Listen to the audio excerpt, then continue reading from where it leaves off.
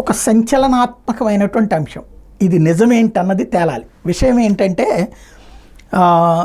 ఏదైతే సిబిఎస్ఈకి 10వ తరగతిలో ఎంతమంది ఉన్నారు అంటే 82,000 మంది ఉన్నారు అన్నటువంటిది పాఠశాల విద్య ఐటీ విభాగం లెక్క ప్రకారం తేలుతుంది. మొన్న జాయిన్ అయినటువంటి విద్యార్థులు టోటల్గా 10th క్లాస్లో సిబిఎస్ఈలో 82,000 మంది ఉన్నారు. వాళ్ళకి పరీక్ష నిర్వహించాలని చెప్పి ప్రభుత్వం ఆదేశించింది. ఏదైతే వాళ్ళకి స్కిల్స్ ఎలా ఉన్నాయి, ఇంగ్లీష్ స్కిల్స్, లెర్నింగ్ స్కిల్స్ కానీ, ఇంగ్లీష్ని అర్థం చేసుకునే స్కిల్స్ కానీ, ఈ పరీక్షకి 70,000 మంది మాత్రమే అటెండ్ అయ్యారు. దీంతో కన్ఫ్యూజన్ వచ్చింది.